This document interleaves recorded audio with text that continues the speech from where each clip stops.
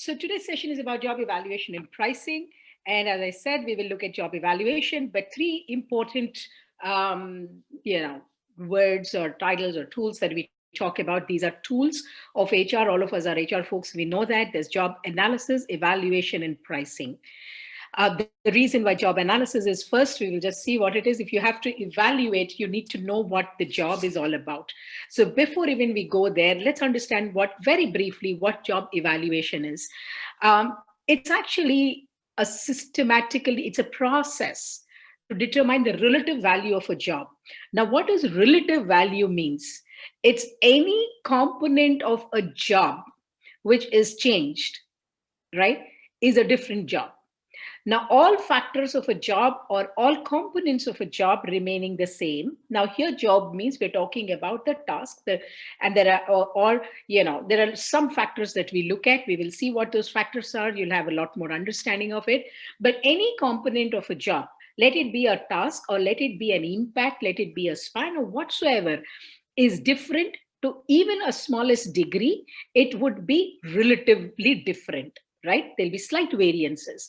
Now, how do we really evaluate and differentiate between jobs?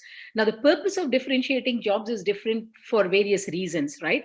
However, understanding an evaluation process is important. It's a systematically determining relative value of a job. What is the worth of a job to another worth of a job, to another job? Or what is the worth of equally, evaluated jobs also? So why there is a contradicting in the first statement and second statement? We'll see what does contradiction means. First statement, I said it is relative value. Therefore, it means any component of the job changes. Therefore, the job value changes.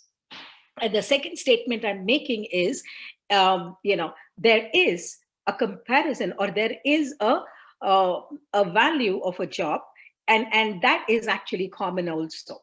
So there is commonality, there is variances. How do we use it? When do we use it is a question. For different purposes, we use job evaluation. It actually helps. Now, since we are on compensation, most of our discussions would be around compensation. So it's a fair, mostly companies use this, or we use job evaluation to establish a fair and equitable salary and reward system. Now, how will that help us? What it means?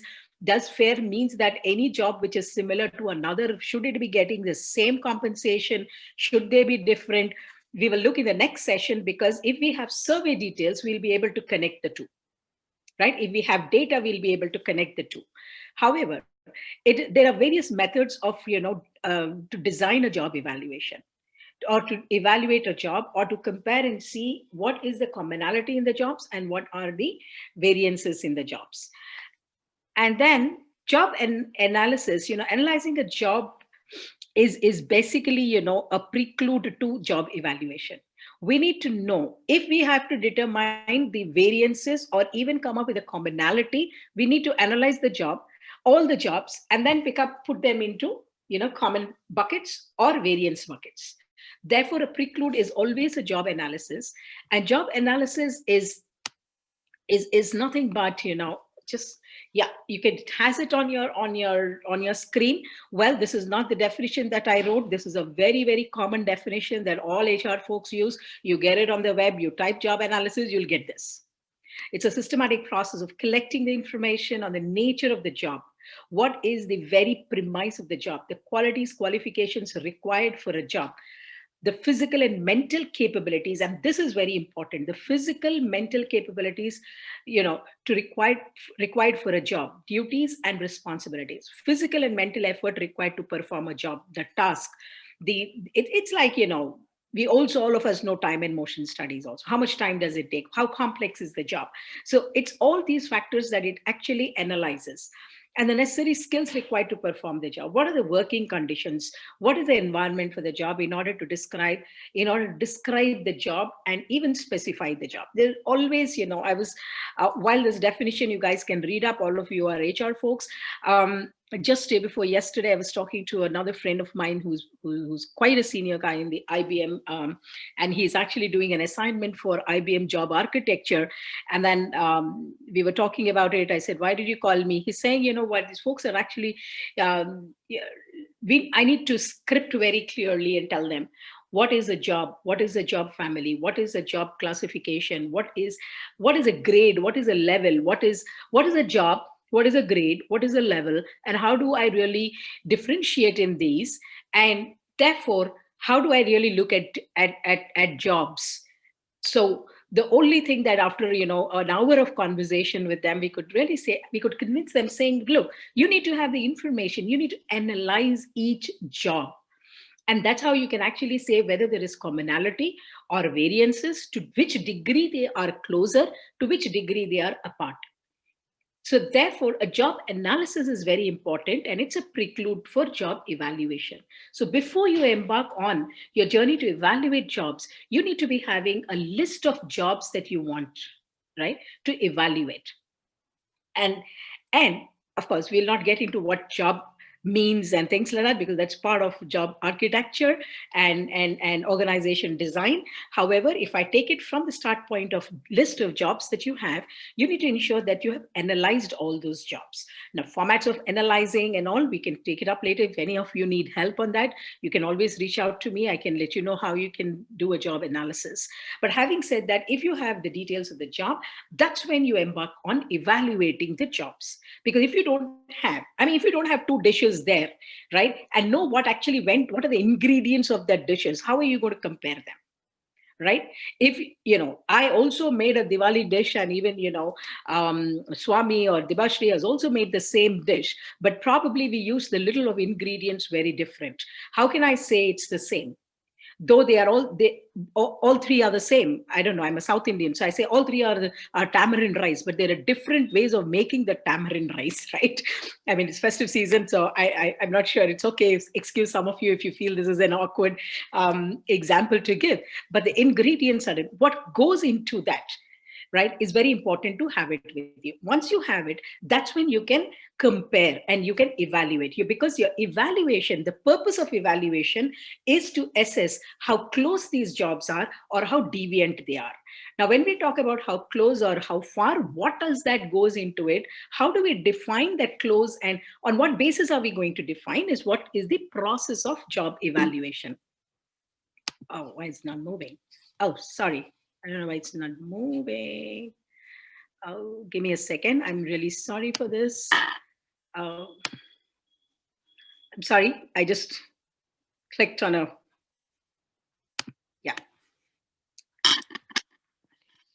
Oh, sorry. Hold on. Yep. Yeah, here I go. I was juggling within sessions, so I'm sorry. Great. All right. So job analysis. So we understood what job analysis is and why do we need. It's always a good practice to have job analysis, not necessarily only for job evaluation, but for many purposes. You wanted even, your performance management to be clear. You want to make a grade structures. You want to assess how many people we have. It's always important to have job analysis with you. In reward review, job analysis is important because evaluating skill levels, evaluating the compensable factors. Which factors are you going to take into consideration? Which factors you're not going to take? You want the decisions around, you might want to really look at which jobs you want to take for the factors. Do you want to have different factors for different cluster of jobs? Right? So all those decisions can be happening if you have the job analysis in place. You analyze the job and not the person at this stage. You're not analyzing a person, it's only the job. You're not going to look at what Swami is doing. We're going to look at what of the head of HR in India of your company is expected. What is the job that they do? You don't evaluate and analyze the person. The output of the analyze is, typically the output could be used for many purposes. You get a job description, not the description of the person, right? So the description, and then you use it for recruitment purposes and a lot of them. But here we will stay focused on how we can use it for analysis. So it's like a ready reckoner for you. Okay, which job are you analyzing? As a consultant, I would come and ask you, okay, so what jobs are you wanting to evaluate? So if you have the list of jobs and what the job entails, so as we ask questions, as we evaluate, the process becomes more easier. Okay, so I just move on. So job evaluation and pay. So how do we link the two? The process of job evaluation not only important element in consideration of individual remuneration, but also for comparing the compensations both internally against other jobs and also externally into the market space, right? So if I have to compare an HR manager's role job, if I look at a job, it's a designation. Now, more often we get into confusion because there is a grade. Some companies call the same thing as a level. Some companies have levels within grades, or some companies have grades within a level, and then there are designations, right? And therefore it leads into a lot of confusion. So if you have a number, then you're comparing a number to a number. Now how do you really evaluate to that number? How do you do job evaluate? How do you compare jobs and then compensation, right?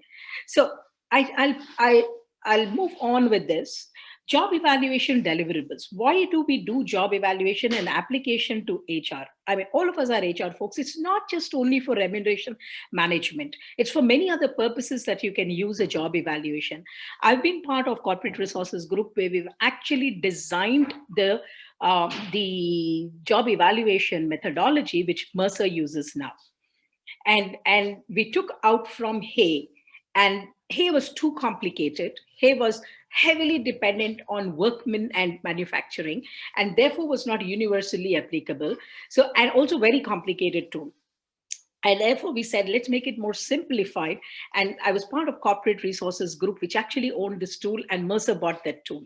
So when we looked at that point in time, and that company, we sold job evaluation not just for remuneration management.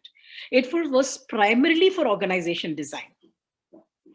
What should be the structure of your organization? What jobs you need to be having? How are you going to organize those jobs? Which jobs need to be having centrally controlled? What could be decentralized? It is for that purposes. However, since we are on the topic of remuneration, it's so important to understand how we use the output of a job evaluation for remuneration. Yeah.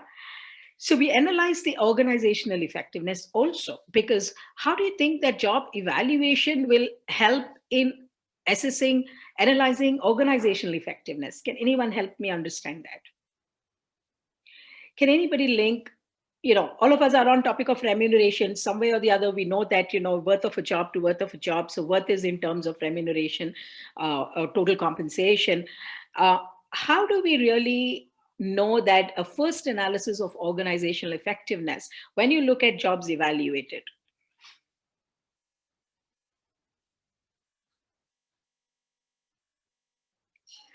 If you start thinking, then you'll be able to relate the importance of job evaluation. And the reason why is it's required for multiple things, and your remuneration is linked to multiple things within your HR function and larger organization, right? So just try and think, organizational effectiveness. What are we talking when we talk about organizational effectiveness? Overall performance, standard of operations. Okay, good. Yeah. Standard of operations. Perfect. Yeah. You want to go a step deeper in saying in organizational effectiveness? So, fair enough. Anybody else can take the threads from there. It's very simple, straight bottom line. How the organization is, they might have already established mission and vision and values. Mm-hmm. So whether the activities are linking to the to the main point or not, means whether organization going is towards to that vision, or is it diverting from the main cause. So how do you think job evaluation will help link there? Well, you're here sitting here to understand that. I know that. That's fine. I'm just saying, yeah. So both of you are right. So let me just put it in straight. End of the day, it is the organizations are not charitable organization. There is a purpose, and the key purpose is driving profitability and net, shareholder value. Right. End of the day, at what cost are you? Because people also is an element of your organizational productivity, right? And profitability is straight driven as one of the factor of profitability. Now, if you evaluate jobs, you'll also get to know how many different jobs that you're actually having. Sometimes you might realize that there is a gap in the jobs or tasks that need to be done, or there are too many, narrow cutting jobs. You don't need to. You can have them together, or you can enlarge those jobs. So when you do your org designing from an HR standpoint, it will help you to look at when you're doing your manpower planning or budgeting, it will help you. That's where you can actually start. I'm not saying that's the only tool. You look at many other factors. However, if you have evaluated jobs and you know that you have about 120 different jobs in your organization, and each job, you know how many people are there when you evaluate. So you know the worth of that evaluation as part of comp and ben heads. You also know what's the price for that particular job, right? You've evaluated for internal. So a kind of budgeting can really help you. It's like you can be so swift at, back of the envelope calculations. It helps you, more important, in organization design. Which kind of jobs, when you evaluate, need to be, when you put your structures, right? When you do your organization architecture, this is what you do as heads of HR of the company, right? You sit and design your org structure, and then you also decide which are those roles that has to be centralized, that has to be decentralized, and many of these things. I understand this is not the platform for discussion, but I have used them in all my org designing assignments, be it as part of the organization or as a consultant. The starting point to establish a position and competency profiles, because the competency required to execute a particular job will be very different when, if they are in a common evaluated bucket to versus to the other, or do you want to have them very, very different? How, your competency frameworks get linked, your career planning gets, succession planning gets linked there, your promotions get linked there, because if you want to change, elevate a person, it has to be few notches above to even have anything called as a promotion, or even that calls for a remuneration change. Your job evaluation will form as a reference scale. Yeah. Anything else you see it can help you? How can it help performance management? Anybody? Venkat, Tanushri? Yeah, of course, Tanushri, yeah. Yeah. So I think job evaluation is it's important for performance management, because we evaluate the performance based on their job, what has been desired, and what is the actual performance of the employee. So I think it's the best thing to judge if we have a properly evaluate the describe the job properly with job analysis we have done properly for each role. At the end of a year, we can just compare and understand the gap of the desired and the actual performance. Well, Tanushri, I'm afraid here, this is where very important. Let me clarify this to you. It's completely the other way. A job evaluation does not evaluate a person. In a performance management, end of the year performance management, you are evaluating the person's performance. Right. Therefore, in this connotation, a job evaluation, what you're talking about is a person's performance evaluation. That's true. Right. And the other side, we are saying job evaluation is about a job and not a person.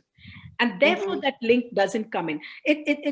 I think let's clarify this. The purpose of being in this class is that only. Let's get our things clarified. There's no right or wrong answers here. So excuse me, I'm not here to point you out that you know it or not know it. We are all here to learn together. Yeah. So the point here, how do we use job evaluation when you're designing a performance management system? Right? What should be expectations out of a job at this level? What factors of performance are you going to, what elements of performance management are you going? Do you want to have, drive this jobs, a level of a job, if you're actually clubbing some kind of jobs which you have evaluated, which has very high impact on business numbers, right? Probably your design should be, when you're designing your performance management system, you probably will look at which level or which jobs I will incorporate a variable pay.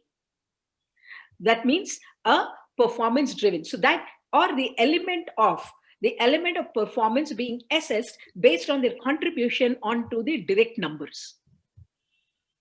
That's how you start thinking, right? Therefore, a job evaluation will be helpful. But once you have established your performance management design, then as they perform, you evaluate the person.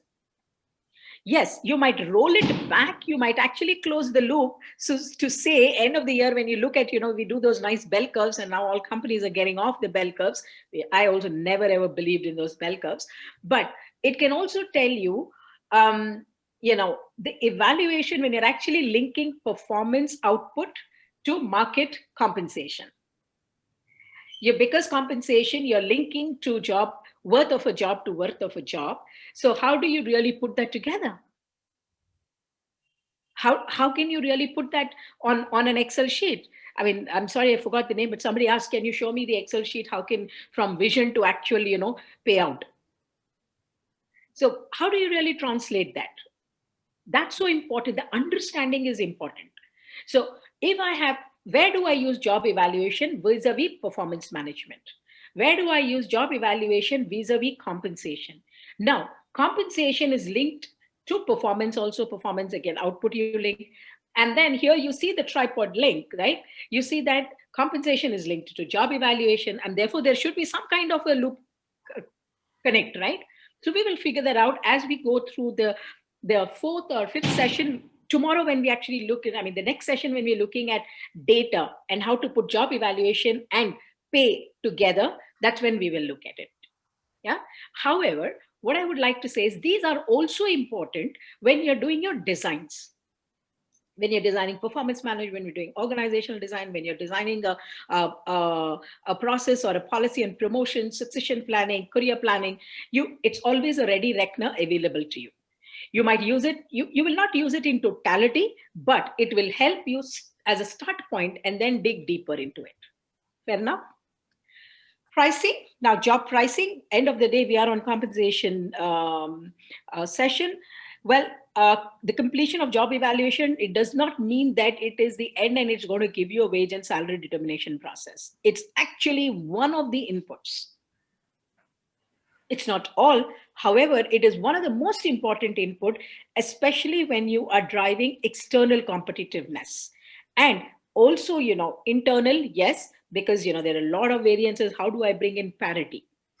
So primarily job pricing, how much should I pay for a particular job? Right? Now, if you know a particular job and what rate it actually calls for in the market, you can actually pick up that rate. Now, what do you want to do with that rate? Whether you want to, enhance it, make it low, make it whatever, break it up is your call. But the fact that you know what is the rate that that particular job calls, and the job that you're comparing or you're looking for, the rate is exactly the same job as is in your company. You will not compare an HR compensation benefits head with a finance, an accounting or your cost, your controllers, financial controllers role, right? One part of the role of HR, of finance, right? You'll actually want to compare HR compensation and benefits COE head with another HR compensation benefits head. However, are these two the same? I'm just giving you for lack of, it's not that anybody is great or not great. Well, sometimes it's actually the other way around. When you look at, say, a global company, $1 billion company, you have a comp and ben global head. You have $100 million dollar company, comp and ben head. Yeah. So tell me, whose job is heavier?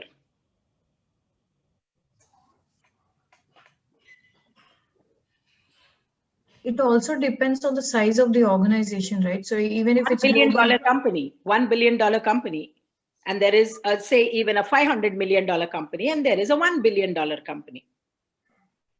role of global comp and ben head would be much wider when compared to the normal head comp and ben role. Both are global heads. One company is $500 million, the other company is $1 billion company. So obviously the company with higher turnover will be given that higher value of job. Okay. Anyone else? Anyone else?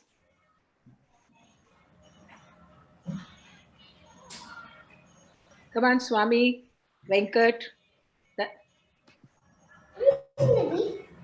Tanushree? Can you repeat that question, ma'am? So, that's nice. So people please hear. Otherwise, we'll close. We all have good family today.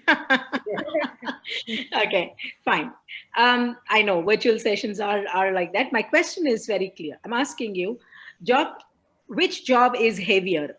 The comp in Ben head, global head of compensation benefits of $1 billion company, and global head of compensation of a $500 million company. Whose job is heavier?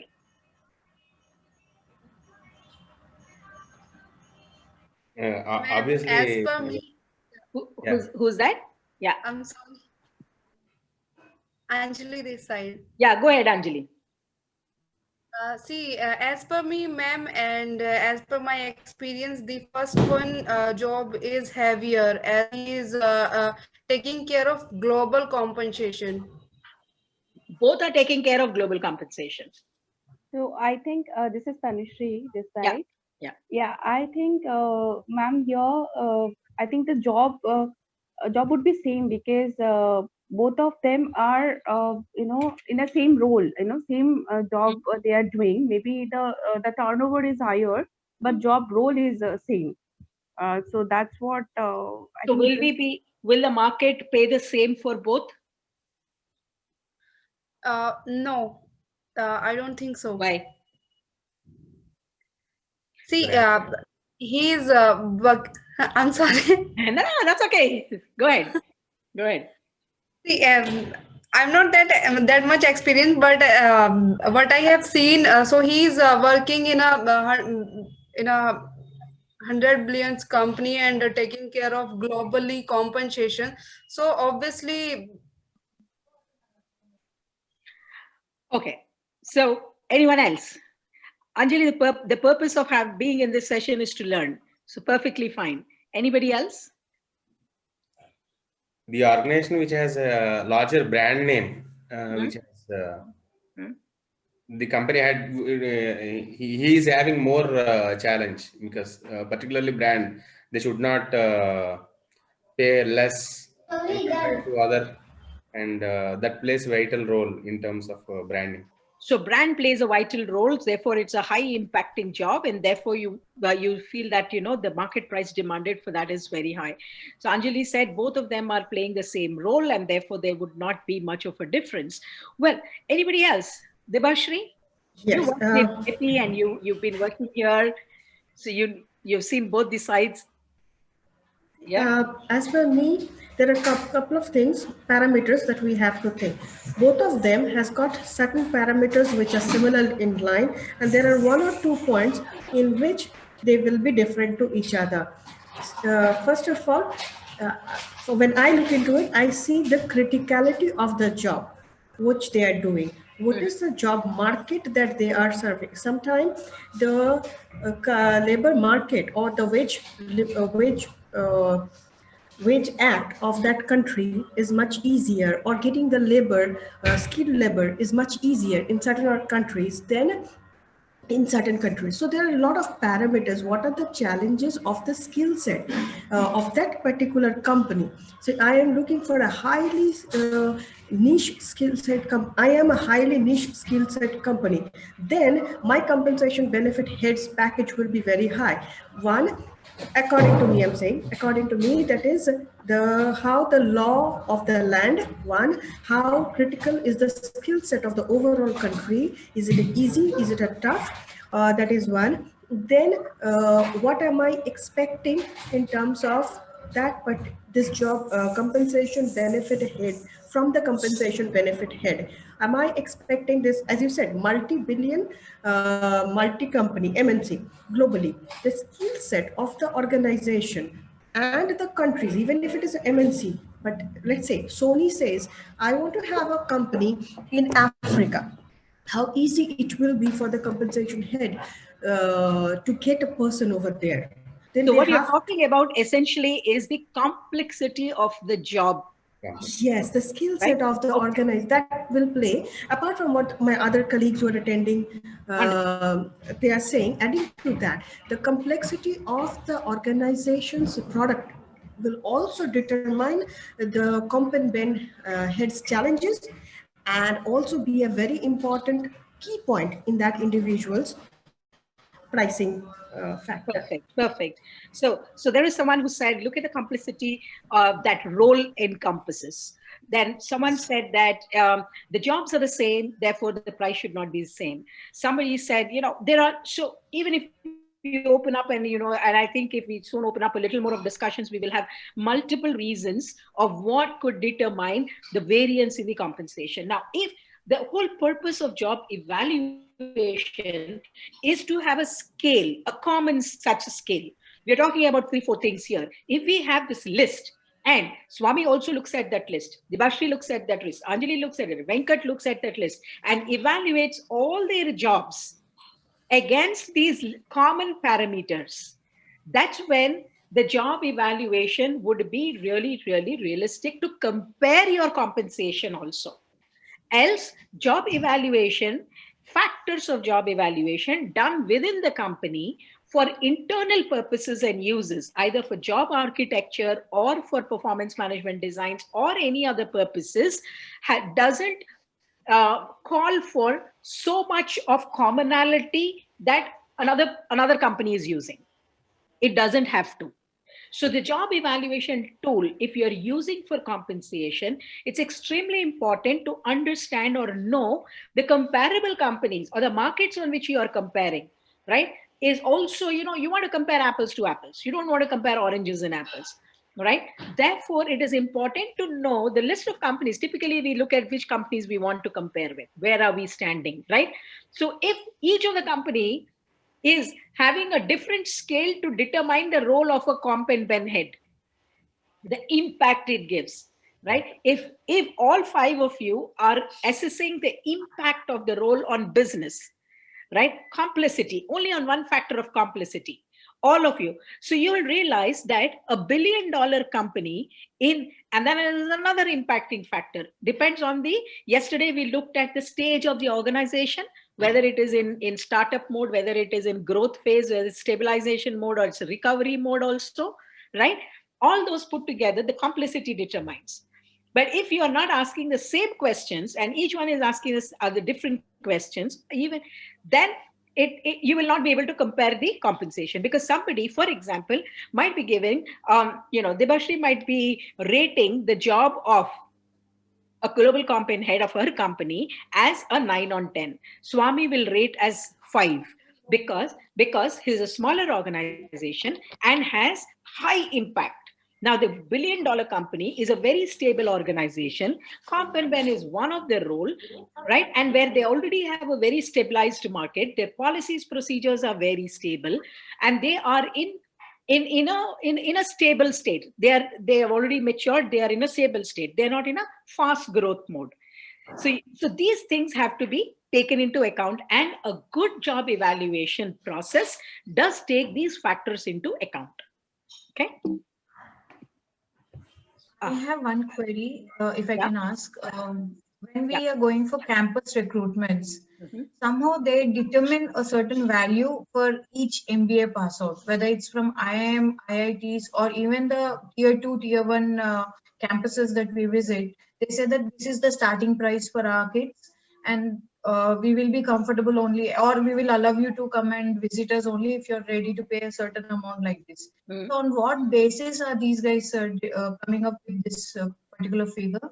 Okay, so we will come to that a little later. Let's understand the way to answer a simple question of yours. That is completely determined by the pay range that they are putting in for that particular institute, and that is determined, either by a compensation survey information. And how do they get? Institutes don't have compensation survey thing. They actually prefer what the candidates are asking for, the students are asking for. However, they also know what companies are ready to pay. And now how you as a company know what to pay for whom? You look at what is the going market rate, and to attract, you might do a plus or minus. And you might also determine, typically you see, if you look at a TCS, which goes to engineering campuses, or Infosys or Wipro, they pay no more than 2.53 lakhs for any beginner, right? The same campus, the same engineers might be picked up by a startup who really want these, 5 or 6 people. They will pay at least 5 lakhs, 5 lakhs, right? The purpose there, the determining factor for the startup is the stage in which they are and the numbers that they take and the impact it has on their business planning. And institutes have this data with them. So they would say, and institutes have their own agenda to drive, right? Because end of the day, institutes, whether they are premium, why do they call them as premium, is either because of their position globally. And if you look at global assessment of institutions, one of the most heavy parameter is compensation. Sometimes research and what is the ability also comes down, because the ability is only actually asked for, right? It's a historical data. We'll come to that some later in the session. Yeah. But let's understand job evaluation. The methods are both analytical and non-analytical. So you have analytical, which is very number driven, very I won't say watertight compartments, but everything is broken into pieces and start asking questions and giving a number to every area. So there's a factor comparison method and there's a point ranking method. Now, non-analytical is ranking method also, but it is ranking basis a description. And then there is a job grading method.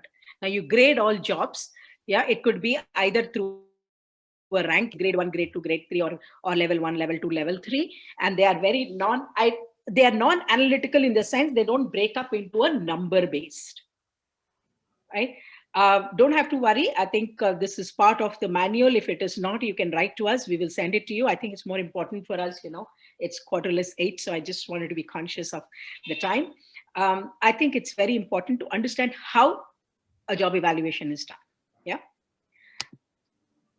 Most companies actually go in for factor method at this point in time. Point ranking is also good, but if you look at most of the consultants today, I rarely find they going by point.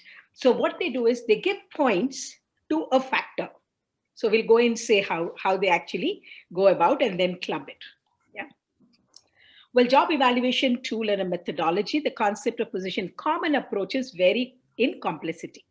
Less complex are ranking. So basis on the purpose of which you are using, if you're using it for some internal purposes, job architecturing or something like that, because job evaluation tools actually, are expensive. If you need to engage, because you will not be able to build a tool, right? Then you actually engage a consulting company which already has a tool. It's expensive.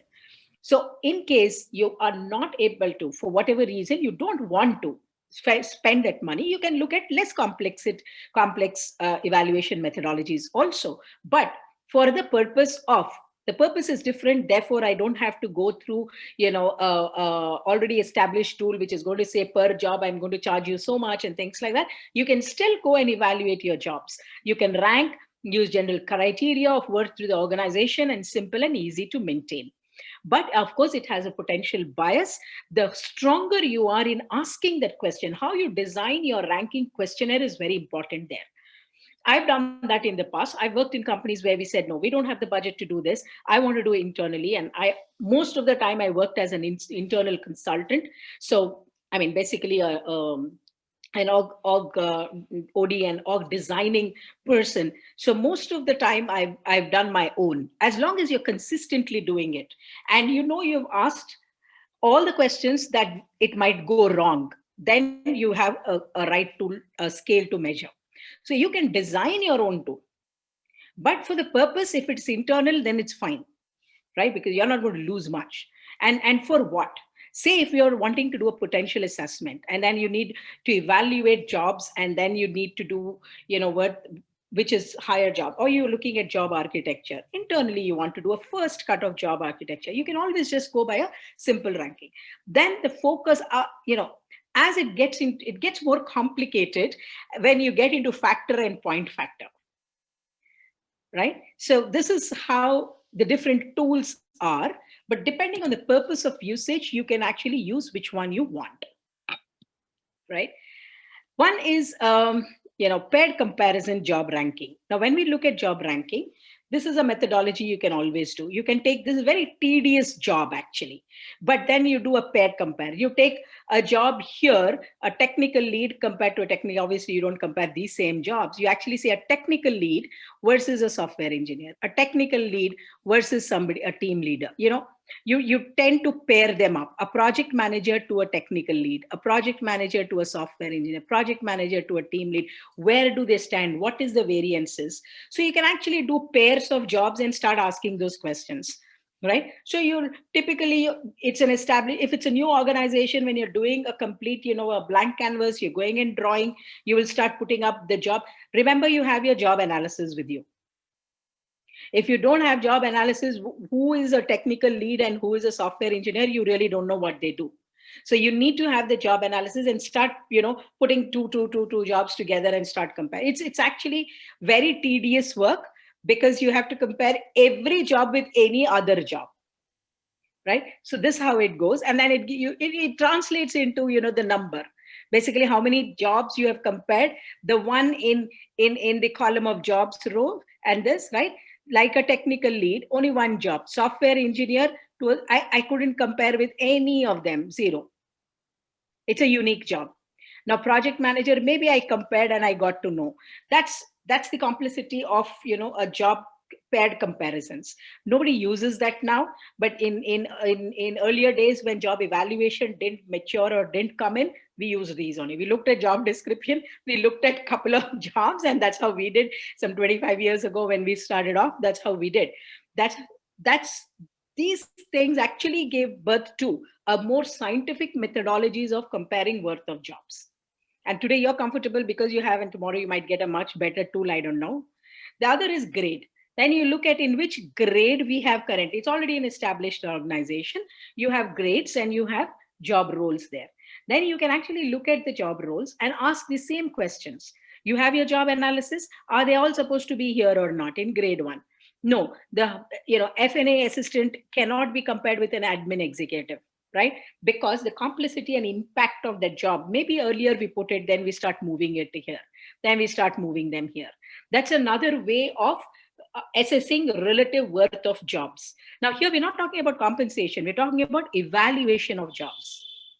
Once you have this, say if you're going by this methodology, then you go into the market and look at all these jobs. What is the rate that is going on in the market?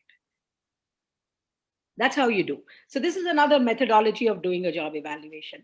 Then came more scientific methods of point rating system. It's based on factor comparison. So what they did earlier, they took the entire job description. They didn't even do a lot more analysis. Job was not analyzed in a way it can be broken down into more subsets. So they started breaking the job into subsets and requirements, and then they started giving points. Therefore, a point rating system became more scientific because they say that which cannot be measured cannot be achieved. And therefore, you cannot compare. And when you're comparing with either performance or compensation or where to put which job, what is the worth of the job, I mean, it can translate into a number. Having said that, a number is not all in that you need for decision making, but it helps you in your decision making, right? And therefore, a point rating system had come. So how they first bifurcated the factors is skills, efforts, responsibility, and working conditions. They started looking at that. Earlier, everything was in a long description and they were not able to break it up. So quite possible, we spoke about the example, the mental effort required for a comp and ben head in a country where there is extremely difficult and the laws are very stringent. Like the other way to put it around, Debashri, the laws are very stringent, the comp and benefit head is very easy to deal with because he knows there are only two things left for him. Either he complies or he doesn't comply. The moment the laws are very loose, the complexity of a comp and ben head increases. Yeah, I think because, there are a lot of leeways, people will come and ask for many things. Here, if they are very stringent, straight, no, yes, you can give. In fact, the complexity of the job of that comp and ben head is very easy. Similarly, if the companies have very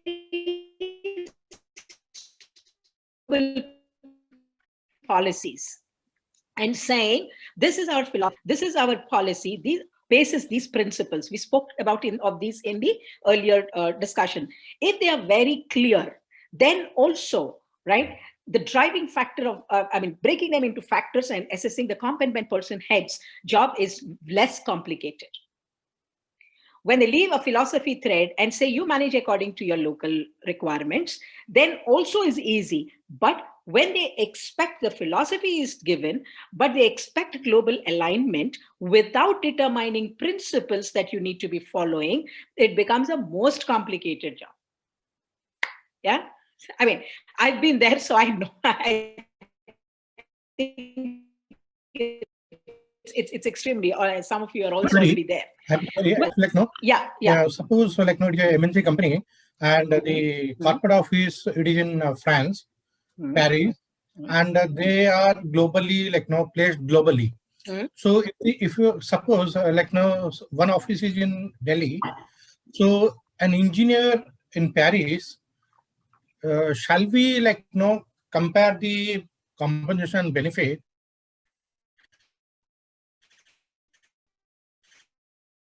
Indian software engineer? Can we benchmark the salary of that these two persons? All we can take it both are engineers, both are having 1 year experience. So shall we come benchmark these two or not? They fall when you evaluate both of them in terms of the complexity of job. We will see what all factors remaining the same, and they get the same evaluating points. Say the engineer in France gets 300 points, and engineer in India also gets 300 points, because as far as they are concerned, both are contributing the same in the company. Now your question is, do I pay them the same? Correct. Did I get your question? Well, yes. Compensate, yeah. So they fall in the same position class or position number, right? In the same position class, job evaluated position. However, compensation is locally driven. What is the price in that market? That comes through. That's why I said, when we do the next session on compensation surveys and market data. Therefore, if France if in France, as per the cost of living index, right, I'm taking a position pay, it determines by the cost of living index and also the demand price in the market. Both are taken into account. Similarly, cost of living index in India and the demand price for that same position in India will determine the price. And therefore, you will see a variance. If for both the countries, the cost of living index is the same in rupee value or dollar value is the same. See, as long as you take the common factor, either the currency common factor and the evaluation common factor is the same, then it should ideally be the same. However, I haven't seen, even within India, within locations, right, and even within areas, right? So if there is a company, and even, you have a city allowance, right? Because the cost of living index in, say, Bangalore is way higher than cost of living in Chennai. So that factor gets into which determines which demands a more price for that particular position. So what position evaluation will help you also see your range across all people in that particular job which is contributing to the organization. What is that I am paying a total price? I have 100 people, some are in France, some are in India, some are in Belgium, some are in China, some are in Sri Lanka, all put together, all are contributing the same in the same, as per evaluation, they are all in the same. Am I supposed to be paying the same? No, you cannot afford to pay the same, because the compensation is determined, is challenged by the local market. I got your point. Thank Did you that so just much. answer your question? Perfect. When we look at survey data and how do we really see those variances, I think will be more clarity will come in there. Yeah. All right. Well, this is just to show you how it looks like. Education, experience, these are the points that they keep giving it when you do evaluations. These are not the real ones. They are just hypothetical. Yeah. So you might have, pay data evaluations. The earlier one is the points.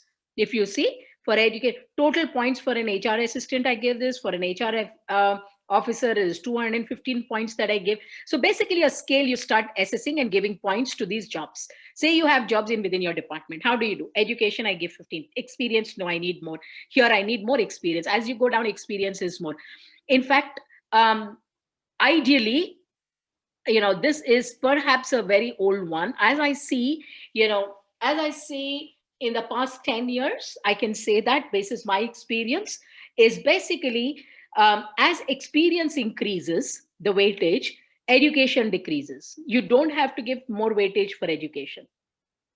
Having said that, for an HR manager, because this role, I'm giving a high weightage for education. If this is on a 100 point, right? I'm giving 60 and I'm giving 80 for even, uh, 80 out of 100 for experience, knowledge. All of them are more. But then physical effort is 5. Just see how much it actually dipped. Right? So this is just an example to show you how it is. When job evaluation is being done, this is how they ask you, how much weightage? Okay, HR assistant, are you actually going? So they go in comparing and asking you questions. If you have your job analysis very clear, you will be able to give those answers. And that's how you might increase or decrease the points to be given. Okay. One thing actually I think I'm missing here, the technical know-how. Yeah. Because this is an example. Yeah, so just hold on. This is just an example of how a point system actually looks like. Every tool by every company has different factors. So we'll come to that, how Mercer looks at factors, what factors that Hay look at. Every consulting company has a slightly different way of looking at the factors. You're talking about technical know-how, a factor. Now, this is just an example to show you. Got it. Yeah. Now, what we do is those numbers are now translated into a point range. Any role that is between 50 to 150 points is a common class. It's in a point range, in a range. So they say there is no dramatic variance, they would say, in between 50 to 150 points. If we get, there's a large class variance. Any jobs that fall in this class are similar in terms of worth of contribution to the organization. Now, this 50 to 150, it could be, some company says it should be, some start only at 100, some start at, the range could be small, big, or whatever. But this is an example. Then when we look at, then in the company, we will start looking at across. Now, this we took only few jobs. We'll take a whole set of jobs. We will get, between 250, 350 in this 100-point range, it's only one job, but you might have multiple jobs. You have three, see, ranking jobs, you have 3 jobs here.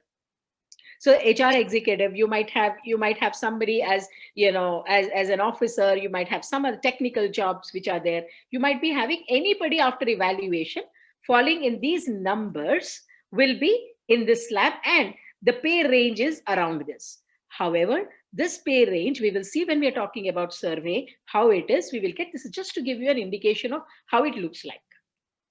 Yeah. Well, there are standard job evaluation models. There's the Mercer International Position Evaluation. There is Watson White, who actually does that now. It's called Global Grading System. Evan Hewitt does the, Job Link. Then Hay Groups does the Hay Guide chart profiles. These are the most predominantly. SHL does, but it's more from a competency perspective. They do job evaluation, but more from a competency assessment perspective. Yeah. So we'll just move on saying what is mostly is like the global grading system. It's a 3-step process. Now, this is how each of the companies look at it. It's a steep, and they have 7 factors. Now, to Venkat, your question is, you'll see a lot of these factors now coming in here. First step is they measure the size, scope, complexity of the organization. So they look at the scope of the organization. Then they will look at a banding. So some 2 to 5 questions assess the nature of the job in either managerial, professional, technical, career paths, and the broad orientation of the job. Is it a professional line, or is it a team management, people management job? Is it individual contributor? Is it a very research oriented band, or is it a production oriented band? Those kind of things that they would identify. Then they would go into determining global grade by evaluating job against 7 grading factors. So the first two are taken in terms like if I'm a consultant, I'll come to you, I'll ask you, I'll look at this first two information as well. And then for every job, I will hold on to the 1 and 2, and then I will around these 7 factors, I will start asking questions and assessing. And when we are assessing, in a sense, we are actually comparing the different jobs. What is the functional knowledge required? What is the business expertise required? What is the leadership level? What's the problem solving? What's the nature of impact? What is the area of impact? Debashri, you said the area. Now, area could be either a product area. Within that, there will be multiple other, there'll be some 2 or 3 subtle lines in between when we talk about impact in terms of area of impact, right? When you talk about business expertise, there will be 2 or 3 there also, right? This is like giving you a broad picture of the factors which Towers Watson actually does. Watson White and now Watson. This is available in I think it's available in your manuals. You can go through them. Evan Hewitt, it's a web-based job evaluation tool, and it's based on 5 factors. Now, if you actually put up all the factors by these guys, right, then you can also, if you're doing some internal exercise, you can make your own factors. What works for you? It doesn't matter. But if you're going in for compensation, it's always important if you're comparing globally or global now, that global area could be within India or out of India or whatsoever. That's your comparisons. But it's always suggested that even those companies use these. Yeah. So when we talk about surveys tomorrow, we'll talk more how you can actually even launch a survey, and then you can give your own scale for measurement. End of the day, for compensation, the factors that you do your job evaluation should be the same for the other comparable baskets of companies. Otherwise, you're not comparing the same levels and positions, right? So Evan Hewitt actually looks at knowledge and application of that knowledge. It looks at problem solving and innovation as an area, interaction, impact, and accountability. Now, these are 5 broad areas. However, there would be subsets within that, and we are not allowed to put those because it's not our tool, it's their tool. We don't have the IP rights. And therefore, what I would encourage you is go to Watson Global. Just type up global grading system. You'll have a lot more information there. Go to Evan Hewitt. They will, even if the best thing I did whenever I didn't know any tool, I call them for a demo. I let them let me know how you do it. I want to really understand. It doesn't matter. Go and learn it. I mean, how does it matter, right? I mean, well, you want to participate, and then, they are more than happy to explain you because you're not going through the process. Yeah, I would strongly recommend you should go. And I learned it that way because nobody is going to, if you have to go and participate, you have to spend 2.5 lakhs. I mean, it's up to you. I leave it. I mean, okay. Then for manual kind of jobs or roles, similar environments, they also take factors. They add these working conditions and physical activities as part of, the common factor for everybody. Because if they're doing a sectorial survey, they actually compare, because if it is in manufacturing, and within manufacturing, there's pharma, there's automobile, there's iron and steel, different things, right? So they actually break it up very differently for them.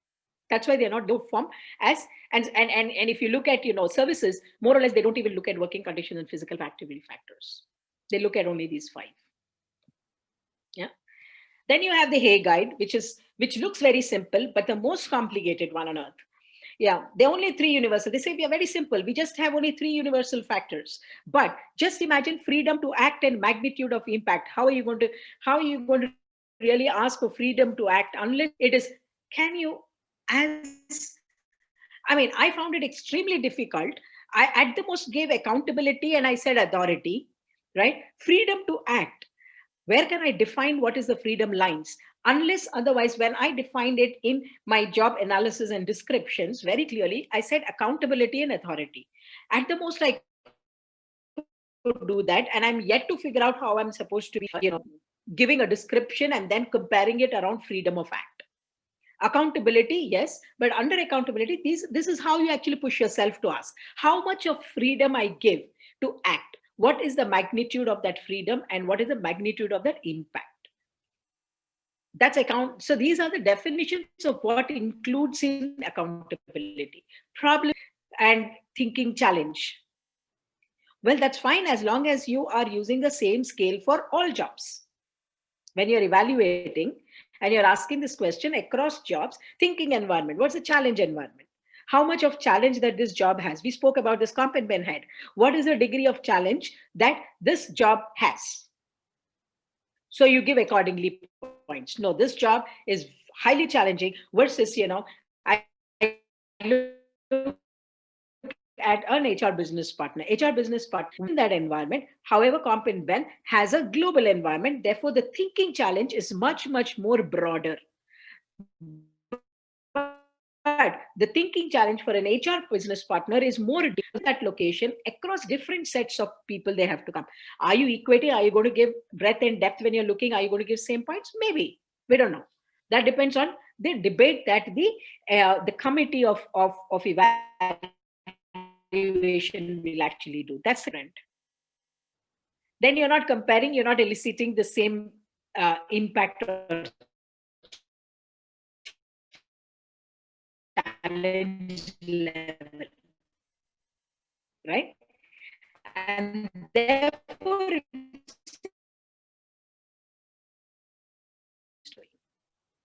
how are they assessing thinking challenge? You don't have to do it. Yeah. Well, this is my favorite, so therefore I need to be very, very careful with my bias. And I'm out of all of these systems, so I think I will try to be unbiased. But having used the Hay system and also the grading system and also the evaluation process, I felt that this was much more easier to use. And in most of the places, Avon Hewitt or even Mercer, who are the larger players of, even BCG does it, but they do it. The purpose of which they do it is important. Boston Consulting does it from a job architecture. McKinsey does it from a job architecture perspective. So they heavily depend on what works for you, right?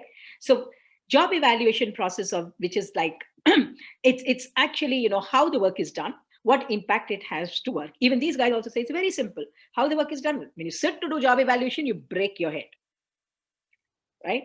So they also look at some of these, and the way IP looks at it is among these factors. If we are looking at these, 1 second, let me just take this off. Yeah. So among 5 factors they look at. They look at impact, which means organization impact and contribution. Here are the descriptions on your screen. I would want to leave it for 5 minutes. Have a look at it, and any questions we can discuss. The similar factors, 5 factors were given by Hay also, right? By Avon Hewitt. There were 3 factors on which the grading system actually works. If you actually put all of these factors together, you can pick up what works for you. So that is a position or a role, and you pick up that role, have all the roles descriptions with you, the analysis with you, and start asking these questions for every job that you are evaluating. What is the impact? What is the communication level required? What is the innovation challenge that it actually throws up? What is the knowledge depth required? What is the risk factor? Having said that, each one is again has a subset. This is not to say that this is all inclusive, right, wrong, no. What they actually do is they use the scale across all organizations. And therefore, there is commonality of evaluating, and therefore you can compare them. That's the whole essence of job evaluation. Yeah. So you might want to read this. I'm not sure if this is there on the in your manual. Otherwise, I would just look up. You will get it on the Mercer site.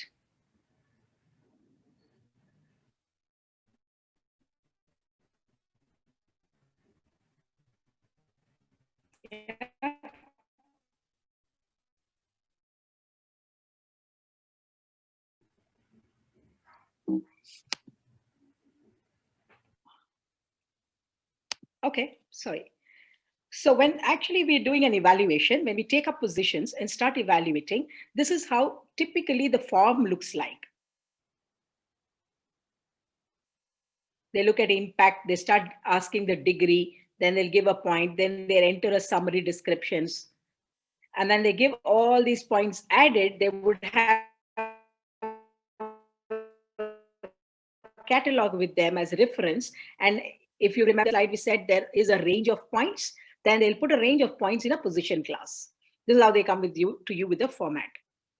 Now, Hey Job Evaluation Summary Record, this is how they look. There are 3 parameters that they assess. Similar thing, they ask the level, the points, and they enter the summary. So it's no different, except for the factors, the way they look at it.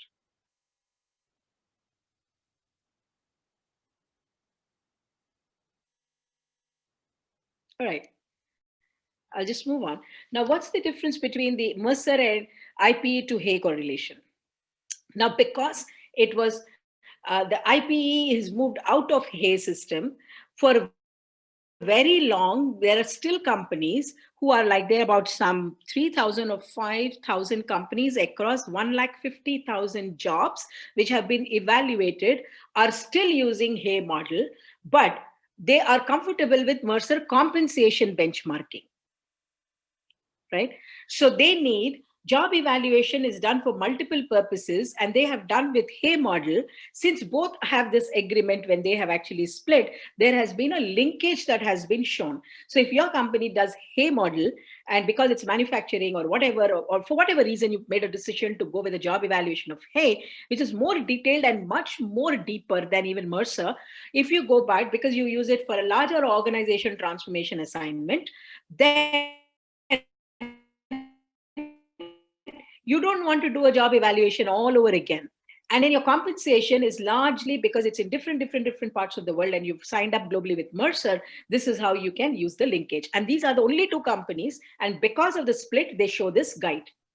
Could you explain these columns? Because I'm okay. So IP, yeah. So IP position class 72, 71, they actually give position classes. Like 72 class is actually for particular department in that role, in that service segment. It's actually called a position class 72. They have a chart mapping after they do the position evaluation. IP midpoint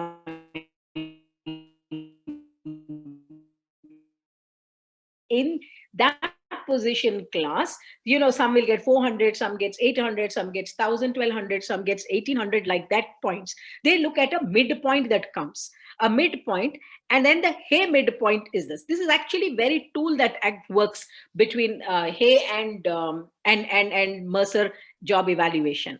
So when they actually do a midpoint, they are looking at Hay has lot more factors, right? And therefore there are 3,000, just see this 3,168 is the midpoint of Hay, because they have so many parameters, and even if they're giving on 100, that's how it actually comes in. A 72 position class, IP point mapping of Mercer 838 equals to this. This is an indicative chart, right? So Hay minimum to Hay maximum. They also look at this way. So these on the first column where you have, this is just, this is a represent. It's not that left versus right. It's basically 2 charts put up for you. Can you please give me some more information, which we can correlate with these numbers? Yeah. So when we do the survey data, we will look at how the Mercer IP position classification is done, and how you can look at the is what I will show you. Yeah, just stay on with this. Stay on this. All that I'm saying is there's a position evaluation basis. These factors will be done. Every job will be evaluated, and every job will be assigned to a position class. Okay. Now, position class is a group of jobs which have been set in a range of points. Okay. So hold on to this. You will actually get it more lot of understanding when we are looking at the compensation data. Okay. So what do we do with the JE? Oh, where are the participants? Yeah. 1 second. Oh, where can I see? Okay, I got them. All right. Yeah, I got you guys. So now, typically, if you look at the what do we do with the job evaluations? It's complicated subject. Job evaluation is complicated subject. In 2 hours, I couldn't have taught you all of that in job evaluation. And I'm more than happy if you want any assistance in doing evaluation. I'm available. We can do it. And any further information or assistance you need, please reach out to me. I'm more than happy to share with you. Yeah. So in this 2 hour session, it's important for you to understand what all covers in it, right? Well, the three-piece Mercer compensation model, how do we use it? We actually look at position we have evaluated. And to your question, I think Tanushree had asked, somebody asked, yeah, I think Bindu, every college will actually give a different number, right? So here is where actually we come. And then we also spoke about performance. How do we pay for, so 3P model is pay for position, performance, and person. Okay. Now, when you look at a job evaluation and look at a compensation, we also looked at the elements of compensation in the last session, how it goes, base salary, then we have all those 5-6 elements. Yeah, I would want to pull it up, but right now I don't want to mess up on my presentation, right? If you recollect, we put that strips, right? What total rewards means. Total rewards means when you put all these three together. Base salary, then it's such a beautiful concept for you to understand. Pay for position is basically, I also accepted the job of a compensation head, and Swami also accepted the job of a compensation head. This is actually the money that my company is going to pay me for accepting the job. It's a position job, position pay. Now, I come from, experience. Okay, I have, say, either in terms of years or in terms of the branded companies that we were talking about. We said we looked at brands and all that, or the institute that I come from is way below than, say, Swami. Swami comes from an IIM. Swami comes from a global organization, and he also comes from an experience of, say, 15 years. I also come from the same institute, but I don't have a global experience, and neither I have 15 years. I just have about 6-7 years, right? Now, that is person variances. So position, both of us will get $100 for the position, but for person part component, now this is a different way of looking at compensation. How do you determine compensation for a particular position? This is a little different way. What entails what entails in the structure is different. This is slightly, you tend to put all the threads together later. Now here, the way you look at compensation, now this is the variance. Now when we are looking at internal parity, this actually comes to a very handy. There is a difference between Swami and me, right? When the hiring manager is looking at it, or when there is a promotion being happening, or compensation decisions are being made, we want to give a weightage to the person component also, which means experience, expertise, institute, blah, blah, blah. Right? Then you come on board and then you perform. The variances in performance linkage then gets as the performance component part. Is evaluated when we do evaluation of position, and then you look at market salary data. More often position evaluations and are looked in conjunction with the base salary. You tend to discount person and performance. But in reality, it is extremely difficult because most of our HR folks themselves don't get this. Why we don't get this is because our business leaders don't get it. They say, leave it all that. I've actually been an implant in at least 22 companies when we did compensation restructuring. I've done that. But yeah, I need to take, I think it's more than that. Off late, I've done 5 of them. So I think I need to be looking at that. So performance design and compensations, right? When we do job architectures also. It's actually not the HR guys so tough. It's actually for the HR guys to influence and convince the CFO and the CEO that this is how you can look at compensation. If you can show those numbers the way you are talking about, it's very easy to break and control. Each of them have a purpose. Okay, we'll talk about it later. So this is how you can use your job evaluation. Mostly job evaluation goes in here, but when you look at total rewards, all of this can be put together for a given position. For a job, we looked at an HR manager's role, falls in your HR manager's job, falls in position class 71. So all that you do in the survey data is pick up 71 and look at all HR, and 71 in HR will call for a different rate versus 71 in finance, 71 in production, because it is but theoretically they say all of them should be calling for the same kind of amount. What does that mean? That means position pay. Irrespective of whether you're in HR, you're in finance, you're in production, if you are in that position class, base pay should be more or less the same. That's how the new concept of salary bands have come in.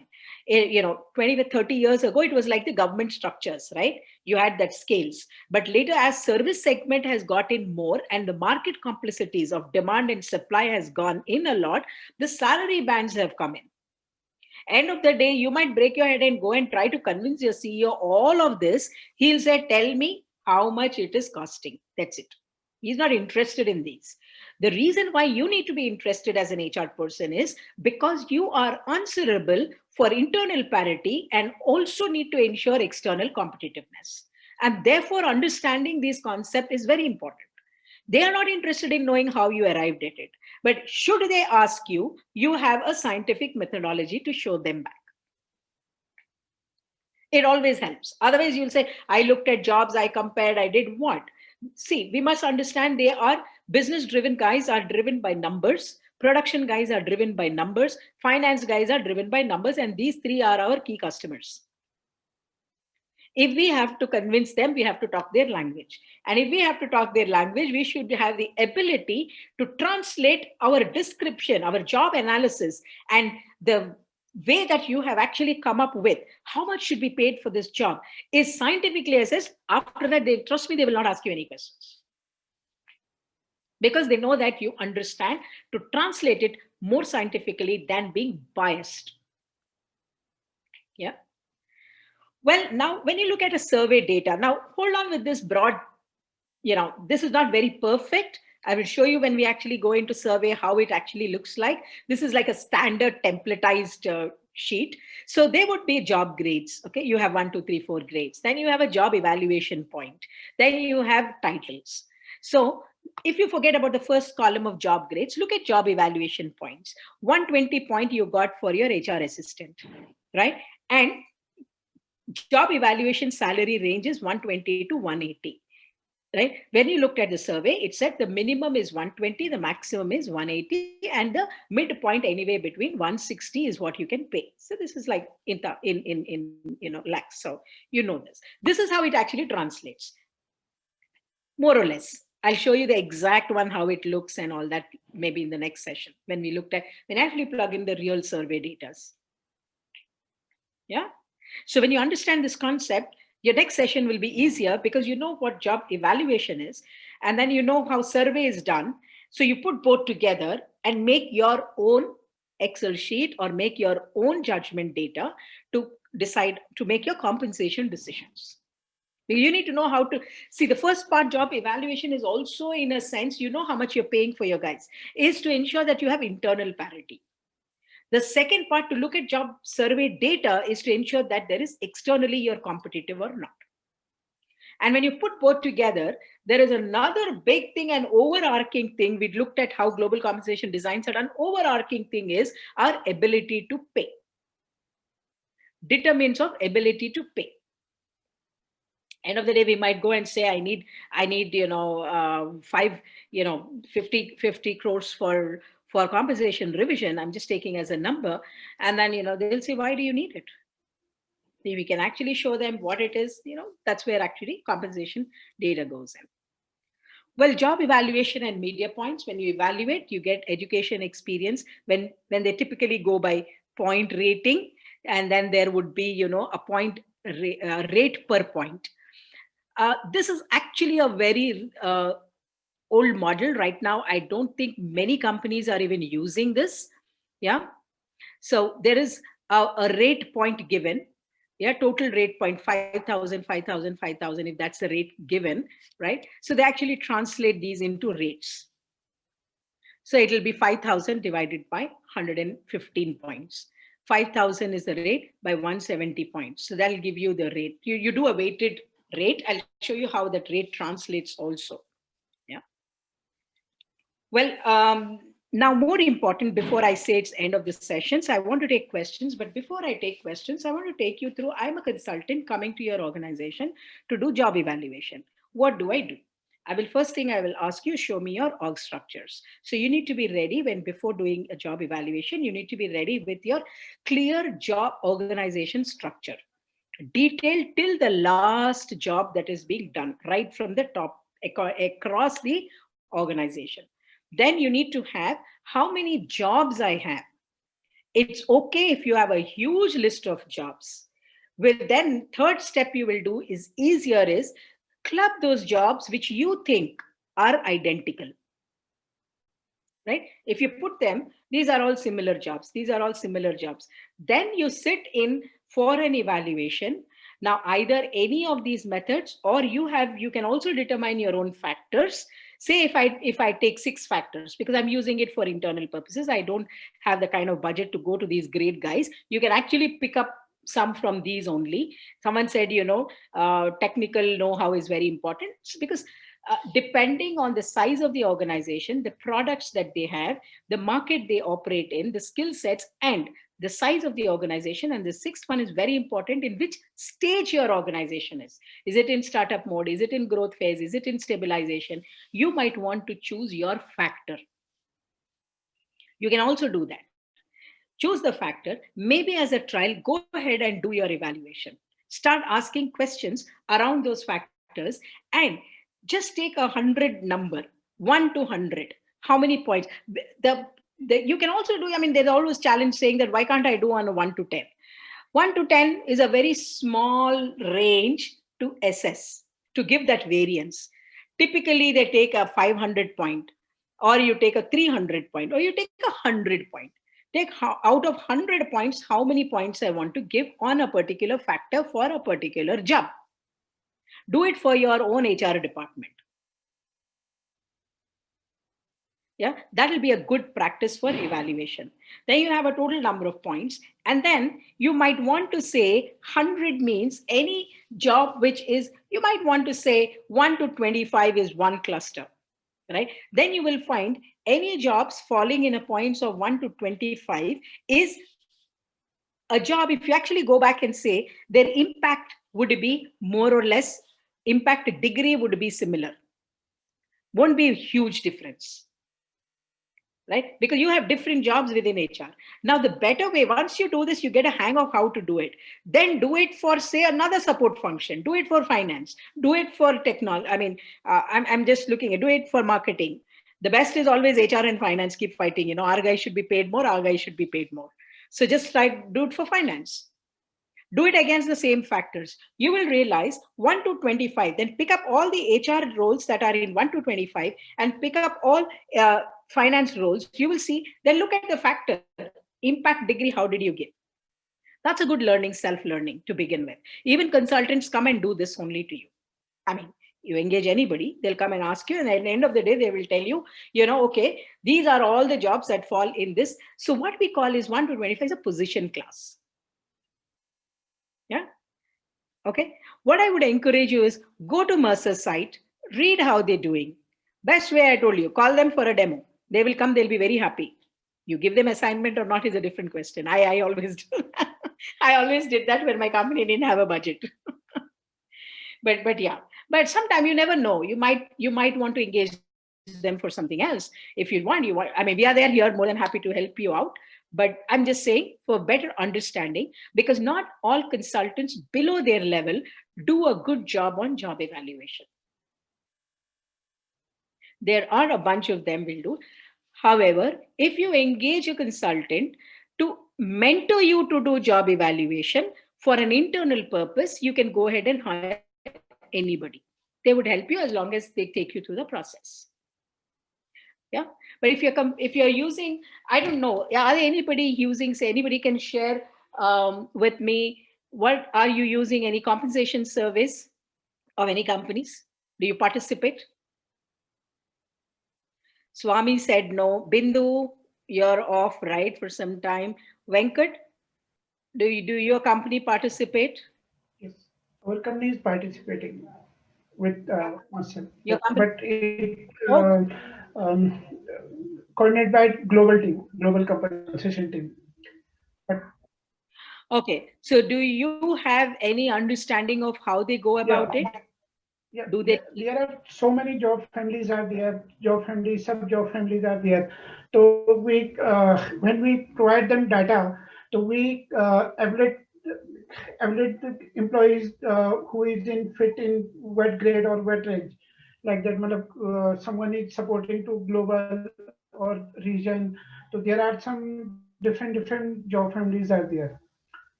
Yeah, but do you get to do the evaluation? Or you give a job description or details of the job, and your global organization, whoever sitting in the corporate office, will fix a job Yeah, class. I think corporate will be doing all these things. Yeah, so we did an assignment. In fact, Anupama and me actually did a very good assignment with a pharma company. The similar situation where, all that they have to say, if they are hiring or creating a new position, they have to send all the job description details of the job.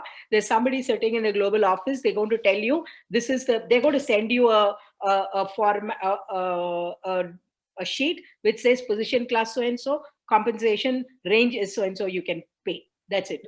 What goes behind it, it's very important to understand, because that's how actually they came back to us to ask how can we. They wanted to know what their global organization is doing. I mean, I feel that they should ask their global organization than ask a consultant, but I think their intent was to understand how global compensation designs are made, how job evaluation is done, how do they come up with that number. So we did a great assignment for 2 days, in fact, more or less on similar lines. And we actually took them through exercises of doing a job evaluation and mapping up to the exact point of compensation, taking their own survey details, because we need the survey data, right? You will be having the survey data when you participate. There'll be a copy of report being given.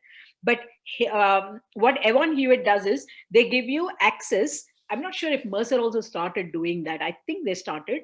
What they do is they give access to you as a comp and ben head.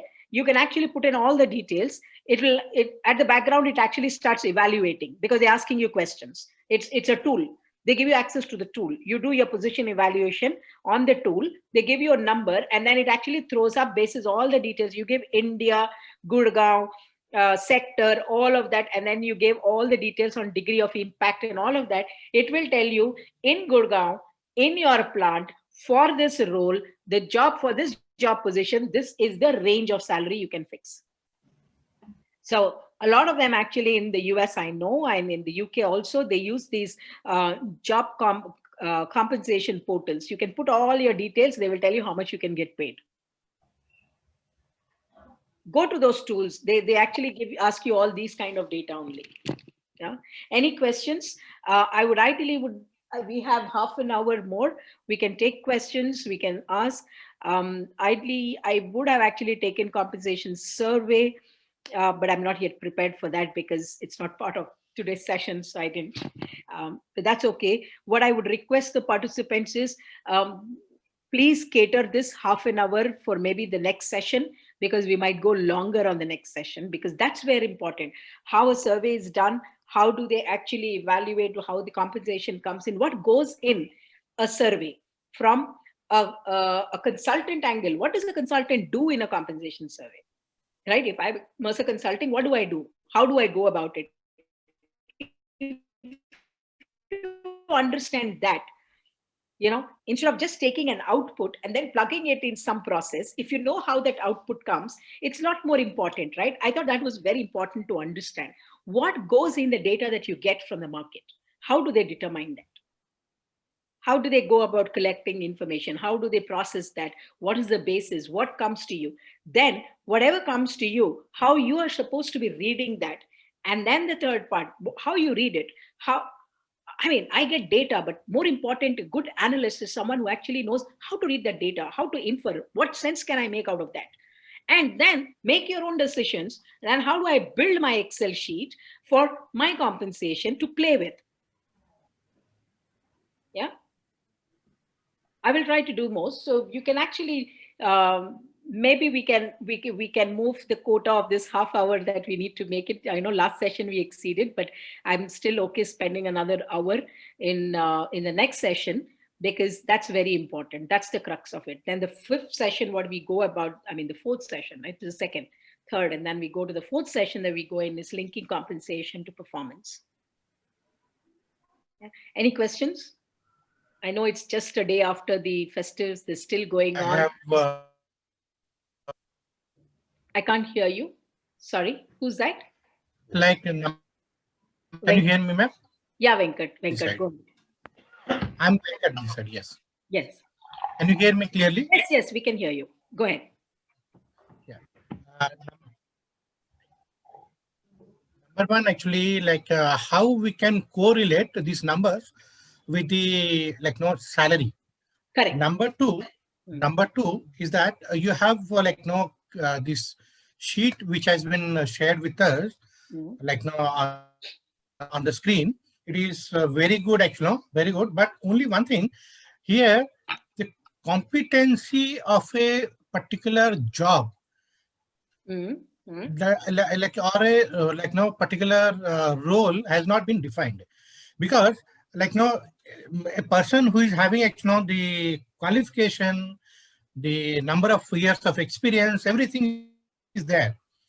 But the attitude, if the person does not have the attitude and the competency, the whether the specific job or the challenges, which day-to-day challenges, if it comes, then how he can deal with that, with what efficiency, how we can evaluate that particular aspect. Yeah. Okay. So is that a compensation related question, or is it a question related to assessment of competency? No, it is you see, we have to correlate that all these parameters with the competency also, because if somebody having the experience, the knowledge, and he can do that, also the qualification, unable to do a specific critical job. So if we are paying him, but he is unable to deliver that, so entire process would be becomes a challenge. Yeah. Agreed. So here is what is the model actually says. Now, that's exactly the reason why Corporate Resources Group has come up with these three bifurcations: pay for position, pay for person, and pay for performance. Now, let me walk you through this exactly. And that's a brilliant question that you asked. And I'm really happy, because not most HR people actually ask, and they're not able to convince. Because end of the day, your CEO must be asking whoever contributes the most basis competency, pay them more, right? So how do you really deal with it? So there is the person. So let me just break the components that you're talking about. You're talking about experience, you're talking about qualification, and you're talking about competence in terms of behavioral competency and attitude, right?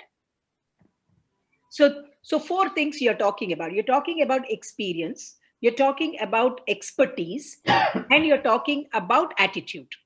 Correct? Correct, Venkat? Yeah. Yes.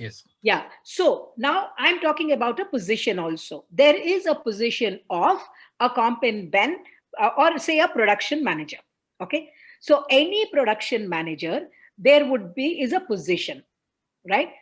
Is a position, and you might have some 40 production managers. Any production manager who is at the same position level of production manager and the same position can be having the same salary, or a salary within a particular range. Depends on what your compensation modeling is. You might have one fixed compensation, or you might have different within a very tight banded range. That's pay for position. Now, there out of these 40, there are people who are different because they come from different experiences, they come from different institutions, and they come from different knowledge base, right? So you want, that is very person driven. So there might be 10 people who are from IITs. There might be 10 people who are highly from a very clear, their experience is in the same thing for say 10 years, right? So that's very person specific. So in your compensation data, you will be looking at it as a person component. Okay. Then they come on board and they start performing. On performance is typically driven by expertise and attitude, and that is why we call it as competency. Knowledge, skills, and attitudes put together are are the determining factors for their performance. Basis your performance assessment, you find someone performing better than the other.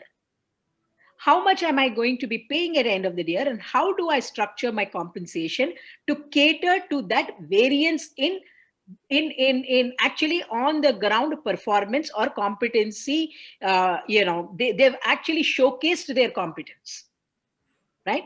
So you bring the person, or you have, that's where it is linked to performance based compensations. That's how the linkages happen.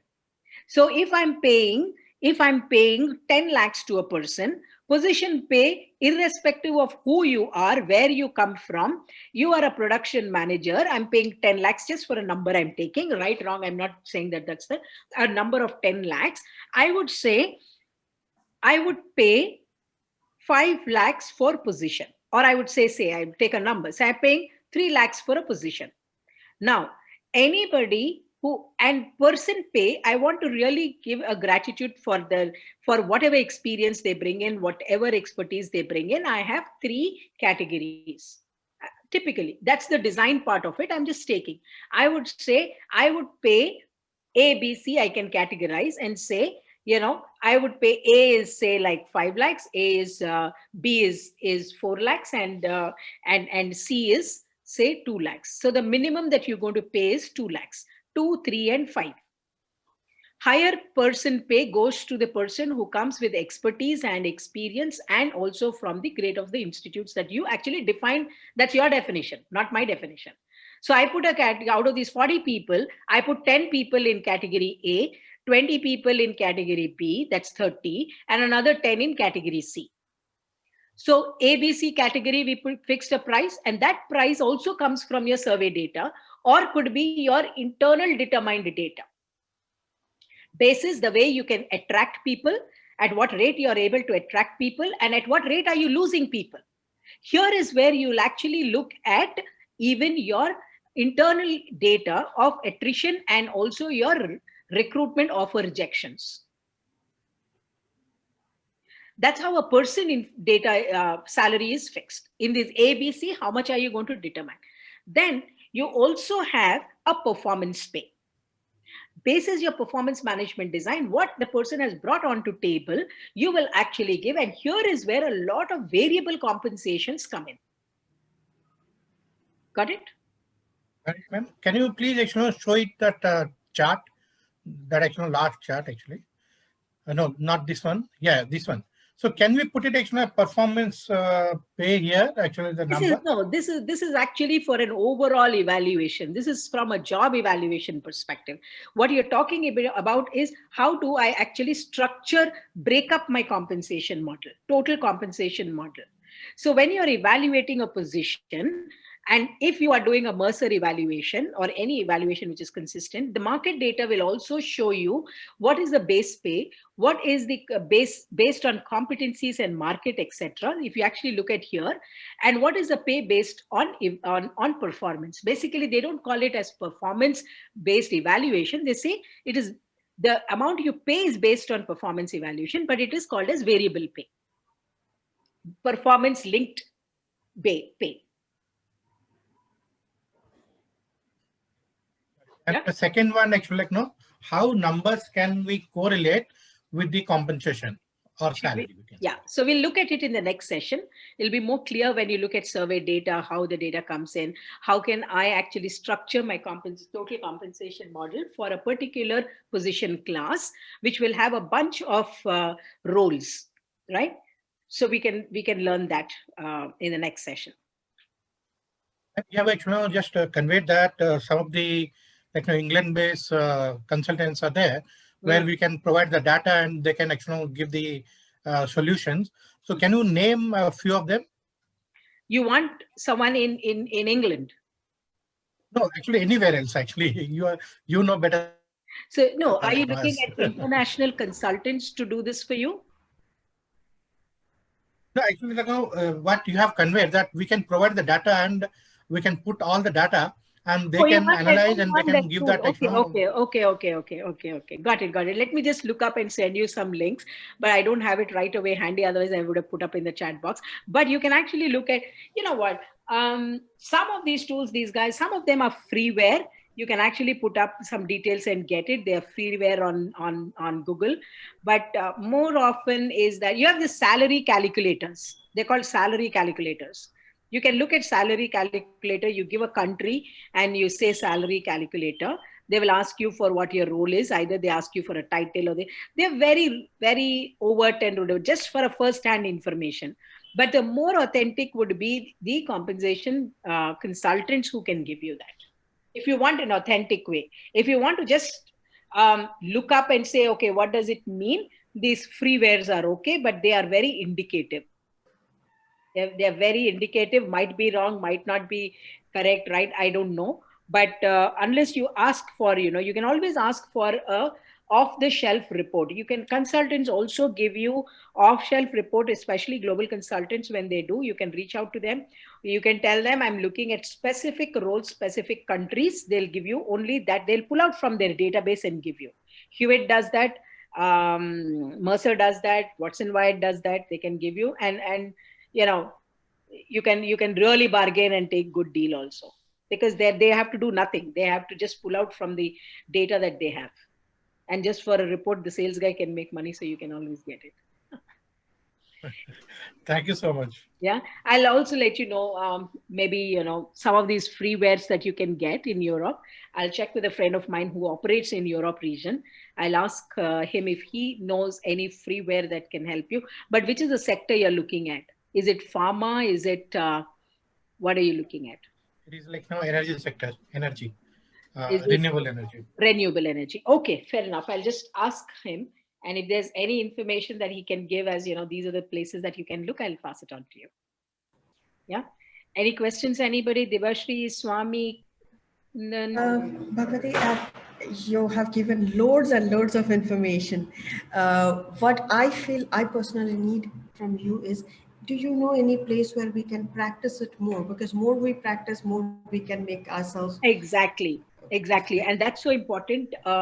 What I would encourage you is that, Debashri, take up few roles, maybe just 10 roles in your company, take unique roles. Or first thing is take your own HR department roles and then take unique roles. I mean, since you're the head of HR over here, I think you can take some unique roles.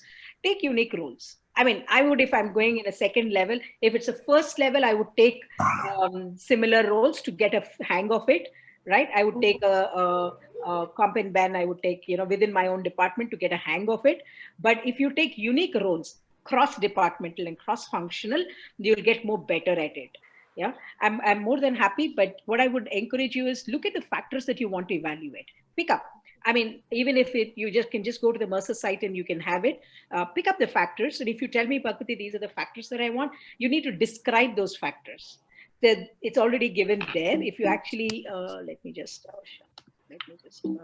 what's happening? Where are those factors? Yeah, this one, right? I can send you this. I don't have your email ID, but if you can WhatsApp to me, my number is 991. I'll put it up in the chat box. Where is the chat box? I need to come out of. Yeah. Okay, everyone. Yeah. Or you can route it through Anupama also. That's perfectly fine. This is my number. I'm on WhatsApp. So I can help you. What we can.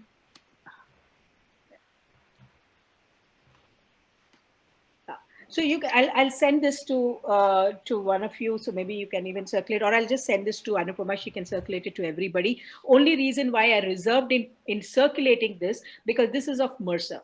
You can actually get this on Mercer site. Yeah, You can get this on Mercer's site. You know, these guys have put up. This is also available on Evan Hewitt. So just go to Evan Hewitt and Mercer's site if you can do this for yourself. Just pick up. Ideally, I always loved this because I practiced it a lot more than even the others. So if you want to pick up and evaluate on these, take 5 jobs and start evaluating them. Take 5 unique jobs, take 5 similar jobs, and start asking these questions. What? Because the first one is same. The second one, organization size is same for you. So you will have the same number of points. On a pointer of 1 to 300, 1 to 100, take a same common denominator. Take a same common denominator and start giving them points. Organization size, I want to give maybe 100. So 100 on 100, all of them are 100 because it's the same organization. But if you treat organization, every HR department as a different organization. And if you're treating finance as a different organization, right? So ask, what is the organization size by monetary scale, assets, range of activity, number of employees.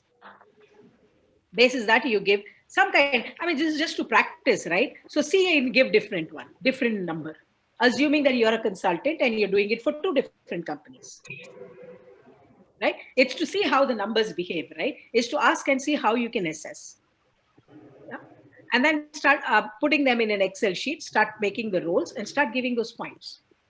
Add those points.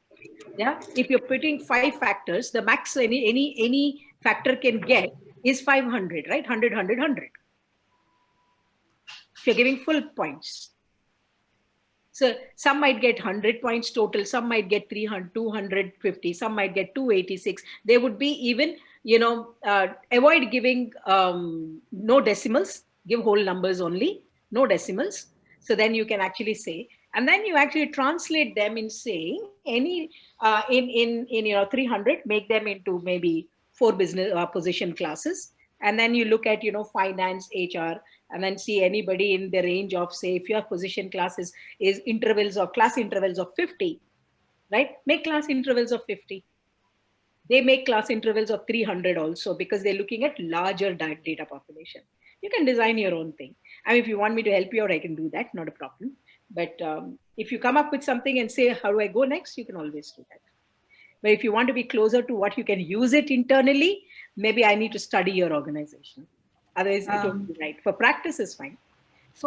Is it possible for you in the next class or whenever it is possible in the whole session, you show us one example, like the whole group, we do one practice, one job description we prepare, we put it into the evaluation factor, then into the pricing, and then we go on and we finish the circle. Very small, a job, an HR admin or a secretary. Yeah. If that is possible for you. Yes, of course. I think I will do that. Probably I will. I think we will see how we can adjust with time. But I think I owe this yesterday. The last session, somebody asked from vision to actually, the actual payout. That's too a big ask. But I will still try to put that up. I've already started off doing that, mental thinking on what I can put it up. I have with me, I have the consulting assignment. I can actually show you that. Not an Very simple. From your own work, just pick up one, show us absolutely how the full cycle is happening. That's it. Sure. So what is happening? Theory is going. We are understanding. We have done in bits and pieces. Some part we have already was done. Some part. So let's do something. Let's cater the last session. And if required, I don't know, with Anupama's permission, this is her platform.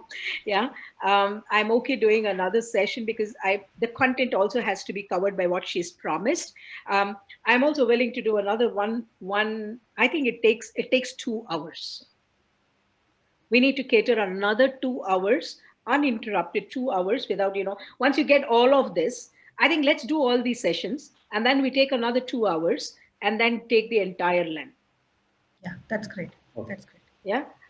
Whoever wants to can join in. That's more of voluntary so that it gives the entire perspective. Yes. Otherwise, I agree, it's bits and pieces, but I think I owe it to someone. I think Venkat or someone asked for that yesterday in the last session. More than happy to share that. Yeah. Okay. Bhagwati, my suggestion is that you show them a format, a simple format, on which they can work, right? Back home, they can work on it, and then they can present it for discussion in the next session. And then you can review it. No, that takes a longer time. That takes a longer time. And if they don't get it right, then it's a waste of time for everybody else. So I think it's okay. However, I will also see if we can fit it in the last session itself. So maybe the next session will speed up. We will not do a lot of exercises or things like that. We'll speed up and we'll still put the last session maybe for this. Thank you. Yeah. Okay, we'll come back to you. We will come back to you, but it's our promise. I will give it to you. Yeah. All right. Anybody else? So hi, this is Tanushree. Yeah, Tanushree. Am I audible? Yes, dear. Yeah. So in my organization, so we are entering to freight forwarding industry now. And so one assignment I'm doing where I need to benchmark the compensation as well as the job role and everything. So in while I'm benchmarking these whole things, I have already chosen one or two companies. Though I am facing challenges to in an organized way how I can make it in a proper way, the job evaluation and definitely the job compensation. I think it will definitely help me, but still I have few questions like, I have the basic understanding what we are following right now, but other organization definitely the data I'm trying to get it from the market. But is the same format I should follow, and any suggestion of yours like how I can do it? Okay. So the question I would ask is, how are you getting the benchmark data? Are you doing it on your own, basis, informal? Is it a secondary data or is it a primary data that you're getting? Primary data is primarily having it from a consultant who's done a survey or has the job evaluation done and has the information of compensation with them, and you are asking them a report. Are you doing that? Or no, not exactly. So it's a very basic level I'm doing because it's a very new organization we are entering. So yeah, fair enough. So do a kind of job mapping. So I think you can still go by job evaluation. I said, right, the purpose is very, very internal and is very fundamental for you. Not that it has to be, you have to put up a very clear disclaimer that this is not exactly what it is, but it is basis secondary data. So secondary data, which is either you get it from Naukri or you get it from, your recruitment teams, or you get from your attrition data, or you get some informal sources, right? But for the jobs that you're doing, you haven't evaluated the job. It's not basis job evaluation, but it's probably basis a job analysis, and it's a job to job mapping. Evaluation, if you do, you will evaluate your jobs, but the other information of other companies that you have is basis only of a job description, is not basis job evaluation. Right. Correct. So you base your comparison on job description. Yeah. So you base your comparison. So if you take, it's on freight, right? I'm just taking, for example, if it is a freight management manager or it is a loader. You have these people, right? You have at the lower level, you have the loaders, you have coordinators, you have team leads, you have the freight managers, right? So if you're taking these on basis job description only, you will get information from the secondary data. You will not get basis job evaluation, because so you also base your comparison basis job description itself. Okay. Then you get this information, take whatever data you get. If you get 5 data points for a particular job, you actually look at what is the minimum, median, and maximum, put it up into a format, and then start looking at the compare ratio. Basically, every individual, every coordinator or your freight loaders, you'll say, and you have the list of, say, 200 people you have, I don't know how many you have, you can look at compare ratios and say how far or where you want to peg is one, and how far or close are these people to that level that you want to peg. You can actually look at it. And then what structures they are following. I don't know how you get your information. One is you get information on the overall number, right? The CTC. The other, you Right. can get number basis, how much basic, what it is, the structures also. Look at the variance in structures. The three companies that you're looking at to compare, are there different structures? If you can lay your hands on, on some candidate, you can call for an interview, he'll get you his compensation details. Yeah. He'll give you his or her compensation details. So maybe that's a big, but then all of that is secondary data, dear. You have to be very clear about it. So it's an indicative. If your exercise is indicative, as I understand, then it's fine. You can base that, and then you look at how far or close your people are. Or if you're doing a compensation revision, if you're doing a first time structure, then you will start making your own assumptions of what structure it should be, what level I want to peg at. And more important, in the first class, we said, what is your compensation philosophy? What are some of the principles that you want to follow? What is the market benchmarking? I want to be at median, I want to be high paying, I'm okay being at mid level. Those points you have to write down Okay. very clearly. What is the compensation philosophy? What are the principles that we're going to follow? And what is the pegging I want to do? Do I want to be a high paying? Do I want to be where? Then you start, when you have these in place, it'll help you think, benchmark, and then structure also. Okay. Okay. You have the number. I think Thank it's a you. very specific question. You have the number. You want to shoot out a WhatsApp. I can give you these. Sure, sure. Thank you. Thank you. All right. Anybody else? Otherwise, we call it a day, and we'll again meet up.